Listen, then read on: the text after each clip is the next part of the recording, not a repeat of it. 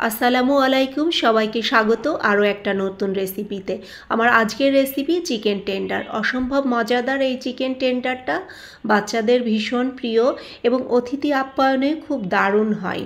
এটা খুবই জুসি এবং খুবই ইয়ামি টেস্টি, বাচ্চাদের টিফিনেও কিন্তু দারুণ জমে যায়। আর আজকে আপনাদের সাথে আমি কিভাবে এটা ফ্রোজেন করে রাখবেন, ফ্রোজেন পদ্ধতি সহ সব কিছু টিপস অ্যান্ড ট্রিক্স শেয়ার করব। তাহলে চলুন চলে যাই রেসিপির মূল পর্বে। এখানে আমি বোনলেস চিকেন নিয়েছি আর চিকেনটাকে ভালো করে ধুয়ে পরিষ্কার করে লম্বা লম্বা পিস করে কেটে নিয়েছি। এটা আসলে মুরগির বুকের মাংসটা দিয়েই ভালো হবে, হাড় থাকলে জিনিসটা ভালো হবে না খেতে।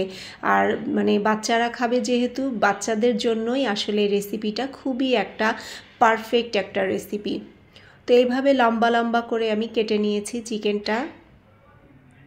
এবার এই চিকেনের মধ্যে সব মশলাগুলো আমি অ্যাড করব।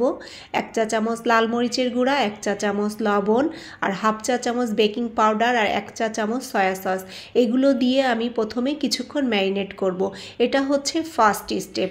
দ্বিতীয় আরেকটা স্টেপে আমি মাংসটা ম্যারিনেট করব। দুইভাবে এটা ম্যারিনেট করতে হবে, তাহলে অনেকটা জুসি এবং টেস্টি হবে এই চিকেন টেন্ডারটা খেতে। তো এটা ঢেকে কিছুক্ষণ একটা সাইডে রেখে দিয়ে দ্বিতীয় স্টেপে চলে আসলাম। এখানে আমি একটা বাটিতে একটা রুম টেম্পারেচারে থাকা ডিম নিয়েছি। ডিমের মধ্যে 2 টেবিল চামচ টক দই দিয়ে দিলাম, আর নুডলসের প্যাকেটে যে মশলা থাকে সেই মশলাটা 1 প্যাকেট দিয়েছি, আর এখানে 2 টেবিল চামচ টমেটো সস দিয়েছি। এবার এটাকে ভালো করে একটু মিক্স করে নিব। এবার ওর মধ্যে 1/4 কাপ ঠান্ডা তরল দুধ দিয়ে দিচ্ছি। এবার এটাকে ভালো করে একটু মিশিয়ে নিব। মেশানো হয়ে গেলে প্রথম স্টেপে ম্যারিনেট করা যে চিকেনটা রেখেছিলাম আমি ঢেকে, সেটা এবার এই দুধের মিশ্রণের মধ্যে দিয়ে দিব। এবার কিছুক্ষণ একটু নাড়াচাড়া করে এটা আমি প্রায় 5 থেকে 6 ঘন্টা ম্যারিনেট করে রাখবো। আমি যদি এটা বিকালে বাচ্চাদের নাস্তা দিই, এটা আমি সকালে ম্যারিনেট করি। যতটা সময় নিয়ে ম্যারিনেট করবেন ততটা চিকেনটা টেস্টি হবে এবং জুসি হবে খেতে।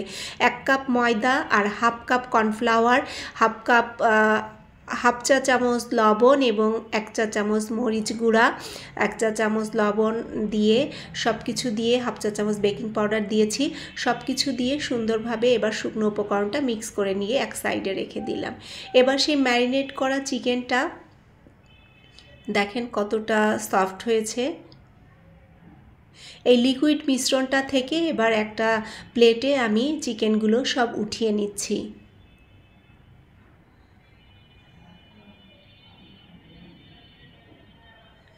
এবার সেই লিকুইড মিশ্রণের মধ্যে আমি এখানে 1 টেবিল চামচ দিয়ে দেব ময়দা। শুকনো ময়দাটা দিলে এই লিকুইডটা, দুধটা একটু ভালো একটা ঘন ব্যাটারে পরিণত হবে। এর মধ্যে চিকেনটা জড়িয়ে আমি ময়দায় কোটিং করব।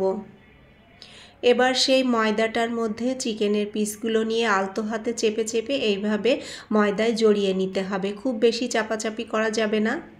আর এইটা আমি আজকে 2 বার কোটিং করব, আপনারা চাইলে 1 বারও কোটিং করে নিতে পারেন। তো ময়দায় জড়িয়ে নিয়ে এবার সেই লিকুইড মিশ্রণের সাথে ডুবিয়ে নিলাম।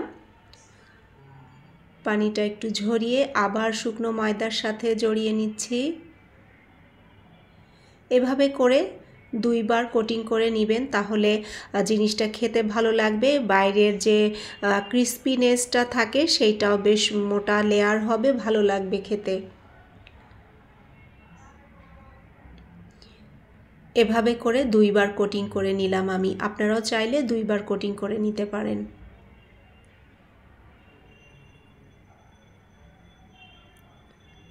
এভাবে আবার ময়দায় জড়িয়ে নিচ্ছি।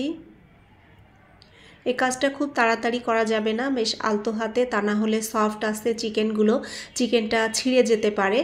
এই জন্য খুব আলতো হাতে ময়দাটা জড়িয়ে নিতে হবে।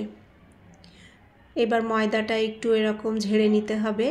এবার এই যে এইগুলা, আর এই যে ময়দায় জড়ানোর পরে খুব বেশিক্ষণ রাখা যাবে না, কারণ তাহলে চিকেন থেকে পানি ছেড়ে দিলে কিন্তু চিকেনের উপরে সেই ক্রিস্পিনেসটা আর ভালো দেখা যাবে না।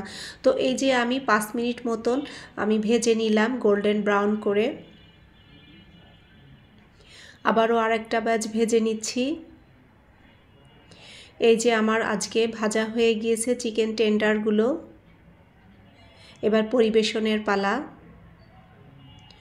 তো এই যে কিছুটা আমি ফ্রোজেন করে রাখবো, আর ফ্রোজেন করা এই দেখেন মানে কতটা মানে একদম হালকা হলুদ কালার লাগছে।